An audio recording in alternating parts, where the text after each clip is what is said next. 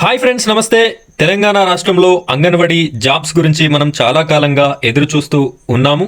అయితే ఆ అంగన్వాడీ జాబ్స్కి సంబంధించి ఈ 2025లో భర్తీపై మనకు ఒక క్లారిటీ అనేది రావడం జరిగింది. నేను ఈ వీడియోలో మీకు పూర్తిగా దీనికి సంబంధించినటువంటి విషయాన్ని ఎక్స్ప్లెయిన్ చేస్తాను. వీడియోని ఎక్కడా కూడా స్కిప్ చేయకుండా చివరి వరకు చూడండి. ఇలాంటి లేటెస్ట్ అంగన్వాడీ అప్డేట్స్ కోసం మన ఛానల్ని సబ్స్క్రైబ్ చేసుకోండి. అలాగే పక్కన ఉన్నటువంటి బెల్ ఐకాన్ పైన ట్యాప్ చేసి ఆల్ అని సెలెక్ట్ చేసుకోండి. ఫ్రెండ్స్, మీరు ఇక్కడ చూడొచ్చు, సాక్షి వార్తాపత్రికలో వచ్చినటువంటి వార్తాపత్రికంగా నేను ఈ వీడియోని చేయడం జరుగుతుంది.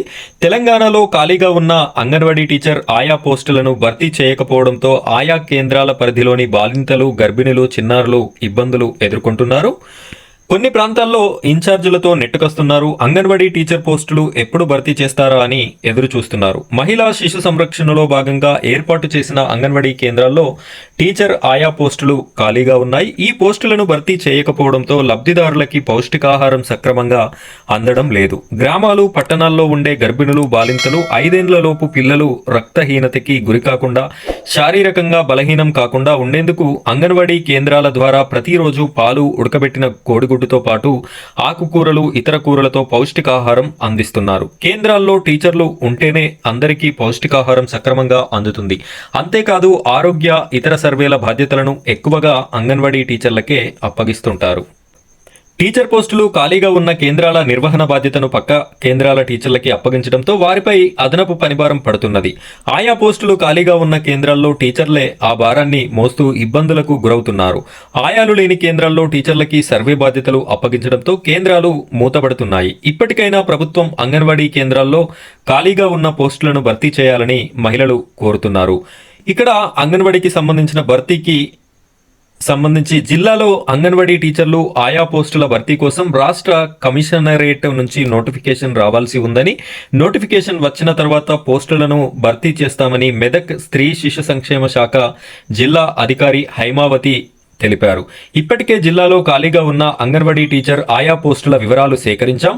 ఆయాలు లేని కేంద్రాల్లో టీచర్లే పనిచేస్తున్నారు. కొన్ని అంగన్వాడీ కేంద్రాల్లో టీచర్లకి అదనపు బాధ్యతలు అప్పగించాం. 1076 మంది అంగన్వాడీ టీచర్లు. మెదక్ జిల్లాలో 4 ICDS ప్రాజెక్టులు ఉన్నాయి.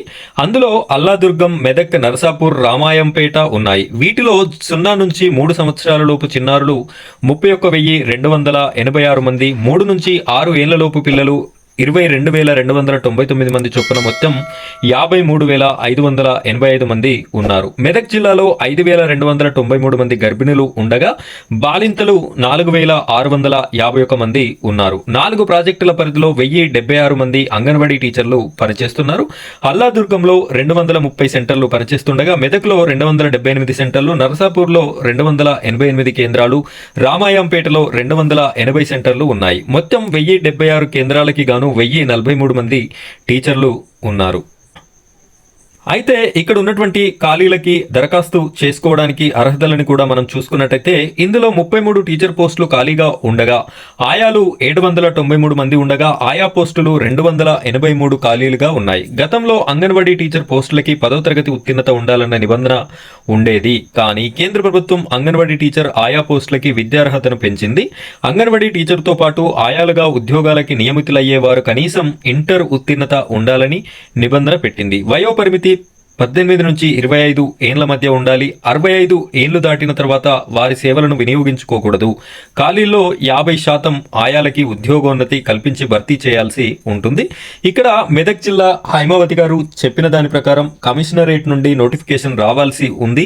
మాక్సిమం ఈ నెలలో వచ్చేటటువంటి అవకాశం ఉందని మనకున్నటువంటి ఇన్ఫర్మేషన్. అది రాగానే డిస్ట్రిక్ట్ నుండి ఈ దరఖాస్తుల స్వీకరణ అనేది జరుగుతుంది అని వారైతే క్లియర్గా చెప్పడం జరిగింది. ఫ్రెండ్స్, ఇది ఇవాల్టి వీడియో.